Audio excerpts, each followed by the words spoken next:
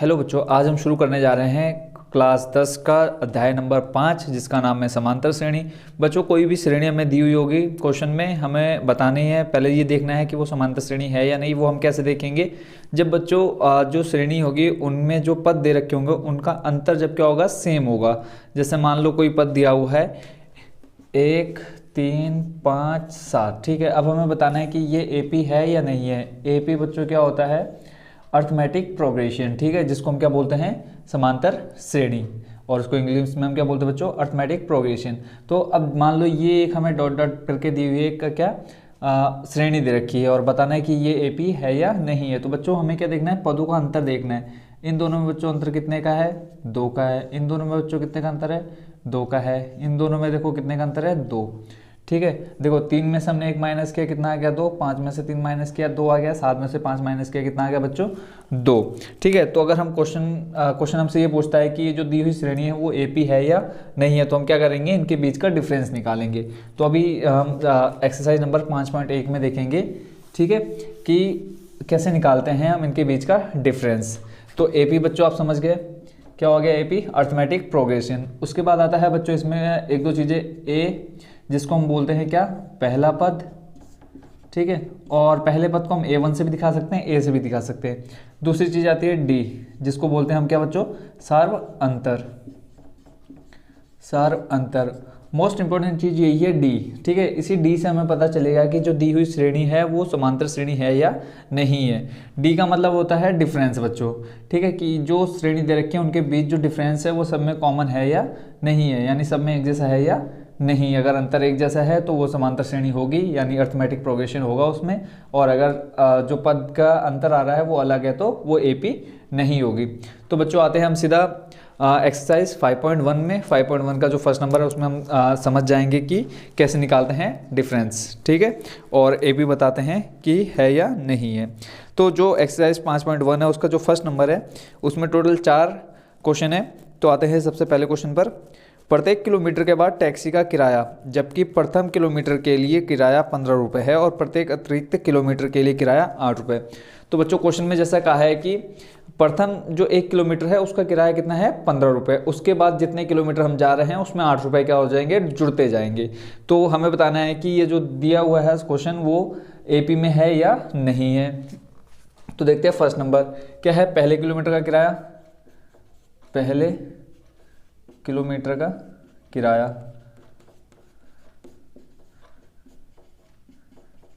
बच्चों आप लोग भी बता दोगे कि ये एपी है या नहीं है। पहले किलोमीटर का किराया बच्चों कितना का है? 15 रुपये, ठीक है। और फिर क्या है कि 1 किलोमीटर जाने पर उसमें कितने बढ़ जा रहे हैं? 8 रुपये बढ़ जा रहे हैं। तो ये हो जाएगा दूसरे किलोमीटर का किराया। दूसरे किलोमीटर का किराया, तो अब क्या करेंगे, 15 प्लस 8 कर देंगे। तो बच्चों कितना आ जाएगा, 15 और 8 कितना होता है? 23 रुपये हो गया, ठीक होगा। फिर ऐसे ही तीसरे किलोमीटर का किराया कितना हो जाएगा? तीसरे किलोमीटर का किराया 23 प्लस 8 करेंगे बच्चों, कितना आ जाएगा? 31 रुपये। ऐसे ही चौथे किलोमीटर का किराया, चौथे किलोमीटर का किराया 31 में जोड़ देंगे बच्चों 8, कितना आ जाएगा? 39 रुपये, ठीक हो गया बच्चों। अब हमें ये बताना है कि ये जो श्रेणी बन रही है, देखो पहला पद इसमें कितना आया? 15 आया। दूसरा पद कितना आया? 23। तीसरा पद बच्चों कितना आया? 31। और ऐसे चौथा पद कितना आया? 39। ऐसे हम जितने किलोमीटर जाते जाएंगे उतने 8 रुपये इसमें जुड़ते जाएंगे। तो हमें क्वेश्चन में पूछा है कि ये जो श्रेणी बन रही है वो एपी में है या नहीं है। तो बच्चों आप लोगों को पता है कि डिफरेंस इनके अंतर कितने का आया है? 8-8 आया है। क्यों? क्योंकि हमने 8-8 रुपये हर में जोड़े। तो वैसे भी हम देख सकते हैं कि ये समांतर श्रेणी में है, नहीं तो हम चेक कर सकते हैं। कैसे चेक करते हैं हम? देखो अभी हमने क्या कहा, A1 को हम क्या बोलते हैं? पहला पद। तो देखो जो सबसे पहले देखा है उसको हम बोलेंगे A1, जो दूसरा है A2, तीसरा A3, चौथा A4। ऐसे ही हमारी क्या चलती जाएंगी, श्रेणी चलती जाएंगी। अब इनके बीच का हमने अंतर देखना है। फिर यहाँ देखो हमने क्या लिखा है, डी को हम क्या बोलते हैं? सार्वंतर। जब हम इन दोनों के पदों का अंतर देखेंगे तो हम यहाँ इसको लिख लेंगे क्या? D1, ठीक है। D1 बराबर हो जाता है बच्चों A2 माइनस A1। हम अंतर कैसे देख रहे हैं? दूसरे में से पहले तो घटा रहे, इसमें से इसको घटाएंगे जो अंतर आया वो लिखा, फिर इसमें से इसको घटाएंगे जो अंतर आएगा वो लिखेंगे। तो देखो यहाँ A2 माइनस A1 करेंगे, 23 में से 15 घटाएंगे बच्चों, कितना आ जाएगा? 23 माइनस 15 करेंगे बच्चों, आ जाएगा कितना? 8। ऐसे ही फिर D2 निकालेंगे इसके और इसके बीच। यहाँ देखो A2 माइनस A1 किया था, अब करेंगे बच्चों कितना? A3 माइनस A2, ठीक है। A3 कितना है बच्चों 31 माइनस 23 करेंगे, कितना आ जाएगा बच्चों 8। ऐसे ही D3 निकालेंगे, कितना है बच्चों हमारा ये हो जाएगा A3 था, अब यहाँ पे कितना आ जाएगा बच्चों A4 माइनस A3। A4 कितना है हमारे पास 39 और A3 है हमारे पास कितना 31, तो इनका डिफरेंस कितना आ गया 8। तो देखो इनके बीच का जो सारवंतर है, देखो डी को हम क्या बोलते हैं सारवंतर या डिफरेंस, कॉमन डिफरेंस कितने का है 8 का है, अतः क्या है ये AP है, यानी सारवंतर क्या है इसमें सारवंतर क्या है बच्चों समान है, अतः यह AP में है।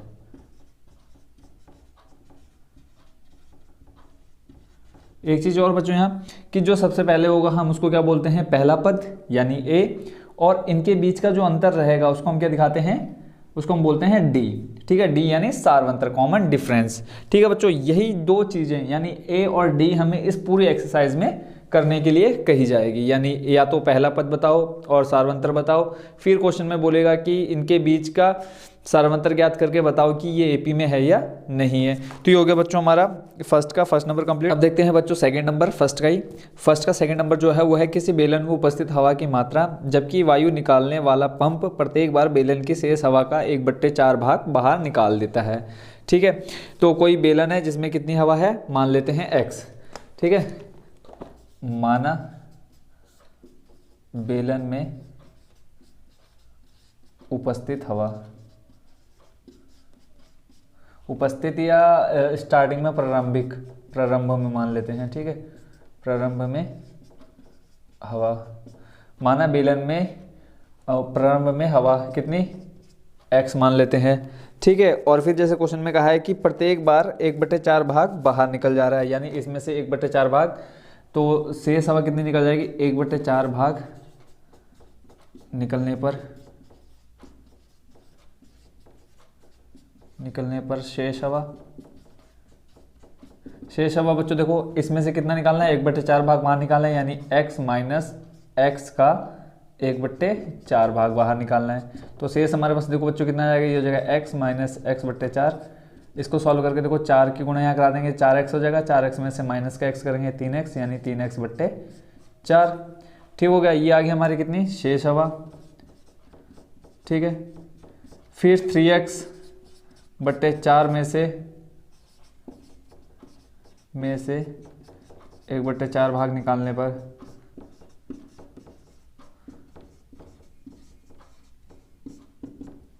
ठीक होगा बच्चों, तो ये हो जाएगा 3x/4 माइनस इसी में से निकाल लिया कितनी 1/4 हवा, तो ये हो जाएगा 3x/4 का 1/4 भाग बाहर निकालना है। तो अब देखते हैं इसको सॉल्व करके कितना आ जाएगा 3x/4 माइनस का 3x/4 चौको 16।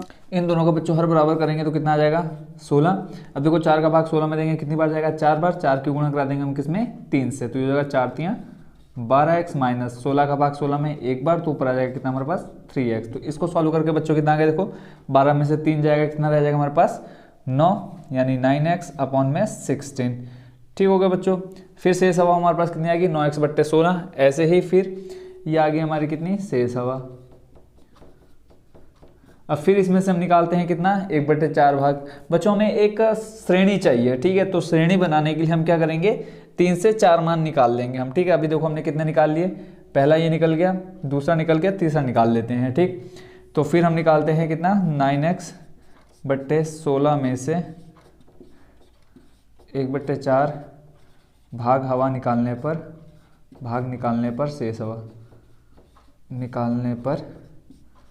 शेष हवा। ठीक हो गया बच्चों, अब देखो हमारे पास कितनी 9x, अब इसमें से निकालने कितनी 1/4 माइनस का 9x/16 गुणा 1/4। तो इसको सॉल्व करेंगे देखो आ जाएगा 9x/16 माइनस का 16 32 48 16 चौको 64, हो जाएगा 9x/64। इन दोनों का एलसीएम बच्चों कितना आ जाएगा 64। देखो 16 का भाग 64 में बच्चों कितनी बार जाएगा 4 बार, तो 4 की गुणा करा देंगे हम 9 से, 9 18 9 9 चौको 36, ये हो जाएगा बच्चों 36x माइनस 64 का भाग 64 में एक बार जाएगा, आ जाएगा माइनस का 9x। तो 36 में से हम 9x माइनस करेंगे बच्चों, कितना आ जाएगा हमारे पास 27x बट्टे 64। ये बच्चों हमारा निकल गया। देखो जो हमारा पहला निकल के आया उसको हम लिख लेते हैं यहाँ पे a1, जो दूसरा पद निकल के आ गया उसको हम निकल लेते हैं a2, और जो तीसरा निकल के आ गया हम उसको क्या लिख लेते हैं a3। ये भी देखो बच्चों क्या है, शेष हवा। ठीक हो गया। 3 पद निकल गए, तीनों को हम लिख लेते हैं यहाँ पे। पहला था 3x बट्टे 4, दूसरा हमारे पास 9x बट्टे 16, और तीसरा हमारे पास 27x बट्टे 64। इसको हम लिख लेते हैं a1, ये a2 और ये a3। इनका अंतर देख लेते हैं बच्चों। a2 माइनस d1 निकालते हैं पहले, a2 माइनस a1। a2 का मान बच्चों कितना है हमारे पास 9x बट्टे 16 माइनस का 3x बट्टे 4। तो यहाँ इनका अंतर देखेंगे तो एलसीएम बच्चों कितना आ जाएगा 16। अब देखो 16 का भाग 16 में एक बार जाएगा, यहाँ पे आ जाएगा 9x माइनस का 4 चौको 16, 4 बार 4 तियाँ 12x। तो इसको सॉल्व करके बच्चों कितना आ जाएगा, देखो 12 में से 9 जाएगा, कितना बचेगा माइनस का 3x अपॉन में 16। ये हो गया बच्चों हमारा क्या d1। ठीक हो गया। ऐसे ही अब निकाल लेते हैं हम d2 निकालने के लिए फॉर्मूला बच्चों क्या हो जाएगा a3 माइनस a2। a3 का मान बच्चों कितना है 27x बट्टे 64 माइनस का a2 हमारे पास कितना है 9x अपॉन में 16। इसका इनका हर बराबर करेंगे, आ जाएगा हमारे पास 64, और 64 को डिवाइड करेंगे 64 से आ जाएगा कितना 1 टाइम, तो यहाँ पे आ जाएगा बच्चों कितना 27x माइनस 16 को भाग देंगे 64 में। ठीक है, कितनी बार जाएगा 4 बार, 9 चौको हो जाएगा बच्चों कितना 36x। इसको सॉल्व करके कितना आ जाएगा बच्चों हमारे पास माइनस का 9x अपॉन में 64। ठीक है बच्चों, तो यहाँ देखेंगे इनका जो डिफरेंस आया d1 और d2 देखेंगे क्या है, दोनों अलग हैं। तो यह AP नहीं है, हम लिख देंगे यह AP में नहीं है। क्यों नहीं है, क्योंकि जो इनका सारवंतर है वो एक जैसा नहीं है। ठीक हो गया बच्चों, ये हो गया बच्चों हमारा सेकंड नंबर कंप्लीट। अब देखते हैं बच्चों फर्स्ट का थर्ड नंबर। थर्ड नंबर जो है वो है प्रत्येक मीटर की खुदाई के बाद एक कुआं खोदने में आई लागत, कॉमा, जबकि प्रथम मीटर खुदाई की लागत 150 रुपये है और बाद में प्रत्येक मीटर खुदाई की लागत 50 रुपये बढ़ती जाती है। यानी जो स्टार्टिंग में है खुदाई वो है कितनी 150 रुपये लागत लग रही है, उसके बाद फिर 1 मीटर खोदने पर 50 रुपये बढ़ती जा रही है। और नंबर है हमारा क्वेश्चन नंबर फर्स्ट का नंबर 3। ठीक है, तो स्टार्टिंग में कितनी है प्रथम मीटर के लिए खुदाई की लागत, तो यहाँ लिख लेते हैं प्रथम मीटर खुदाई की लागत।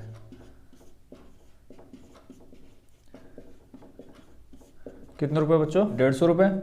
और फिर बोला है कि 1 मीटर और ज़्यादा खोदने पर कितने रुपए बढ़ते जा रहे हैं 50 रुपये बढ़ती जा रही हैं। तो ठीक है, तो आगे देखते हैं। तो यहाँ लिखेंगे 2 मीटर खुदाई की लागत। पहले मीटर की कितनी 150 रुपये, और बोला है कि हर मीटर में कितने रुपए बढ़ रही है 50 रुपये, तो बच्चों कितना हो गया टोटल 200 रुपये। फिर 3 मीटर,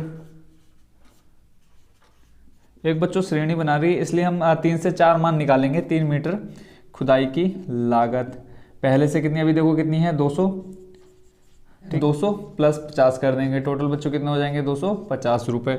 ठीक हो गया।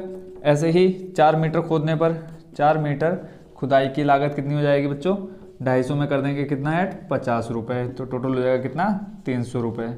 अब हमें बताना है कि ये AP में है या नहीं है, तो हम पहले जो श्रेणी बनी है वो लिख लेते हैं। देखो पहले था कितना 150, फिर हो गया 200, फिर हो गया 250, फिर हो गया कितना 300, डैश डैश डैश ऐसे ही चलते जाएगा।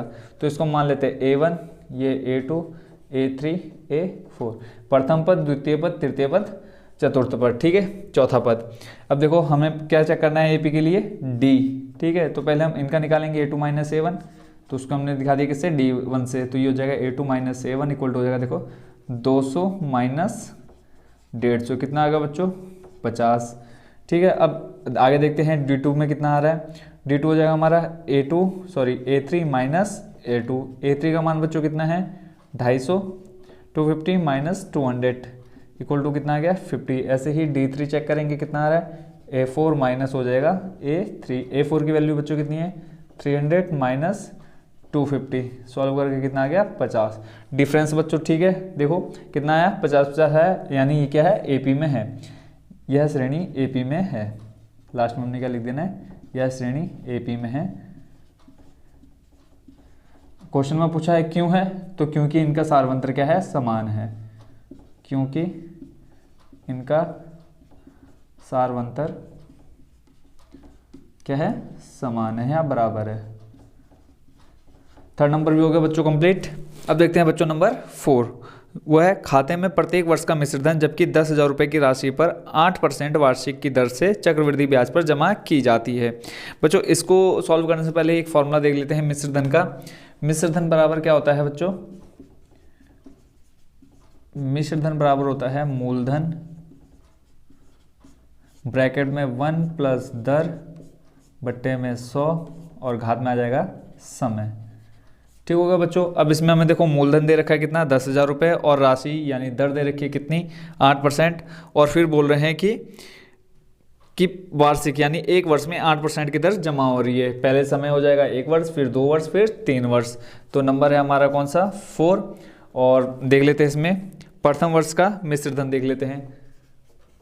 प्रथम वर्ष का मिश्र धन,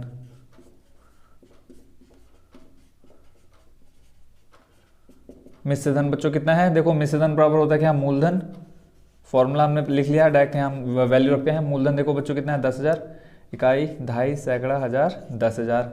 मूलधन आ गया ब्रैकेट में 1 प्लस दर बच्चों कितनी है, 8/100। कितने समय के लिए, प्रथम वर्ष के लिए निकाल लें तो आ जाएगा 1। इसको सॉल्व करके देखते हैं बच्चों कितना आ जाएगा, ये आ जाएगा बच्चों 100 एकम 100 प्लस 8, ये हो जाएगा गुणा में 108 बट्टे में 100। इसको बच्चों सॉल्व नहीं करते हैं, आगे देखते हैं। ऐसे ही दूसरे वर्ष या द्वितीय वर्ष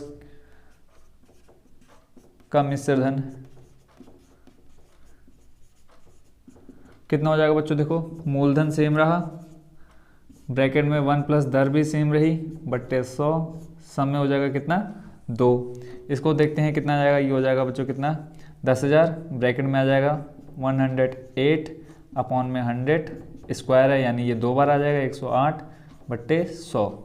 देखो ये इतनी वैल्यू हमने किसकी निकाली, प्रथम वर्ष की। इसको मान लेते हैं A1, ठीक है, ये हम निकाल रहे हैं A2, तो यहाँ हम लिखेंगे A2 इक्वल टू, देखो बच्चों क्या हो जाएगा, इतनी वैल्यू किसकी है, ये A1 देखो बराबर है 10,000 गुणा 108/100, 10,000 गुणा 108 यहाँ पे हम लिख सकते हैं A1 इंटू 108/100। दूसरे वर्ष की निकल गई। तीसरे वर्ष की देख लेते हैं बच्चों कितनी आती है। तीसरे वर्ष का मिश्र धन क्या हो जाएगा बच्चों, मूलधन सेम रहेगा, दर यहाँ पे आ जाएगा 1 प्लस दर है कितनी, 8, ये भी सेम रहेगी, समय हो जाएगा कितना, 3 वर्ष। तो ये मूलधन ऐसे रहेगा, गुणा इसको सॉल्व करके आ जाएगा कितना, 108/100, घात में 3 है यानी 108/100 गुणा 108/100। तो यहाँ देख लेते हैं, इसको हम लेते हैं A3। तो यहाँ से देखो ये टोटल वैल्यू किसकी, देखो A2 बराबर हमने कितना लिखा है, 10,000 गुणा 108/100 गुणा 108/100, यानी यहाँ से लेकर के यहाँ तक किसकी वैल्यू बच्ची हो गई, A2 की। A2 गुणा आ जाएगा कितना, 108/100। तो बच्चों आपने एक चीज़ नोटिस करी होगी, यहाँ हम टोटल डिफरेंस डायरेक्ट निकाल देते हैं कि हम देखेंगे यहाँ A1 आएगा कितना, 10,000 गुणा 108/100। देखो अंतर बढ़ते जा रहा है, यहाँ 108/100 कितनी, एक बार आया, फिर यहाँ 108/100 कितनी बार आया, 2 बार आया, यहाँ कितनी बार आया, 3 बार है। तो हम लिख देंगे यह AP में नहीं है, यह AP में नहीं है। क्यों, क्योंकि इसका सारवंतर क्या है, समान नहीं है, क्योंकि सारवंतर बराबर नहीं है।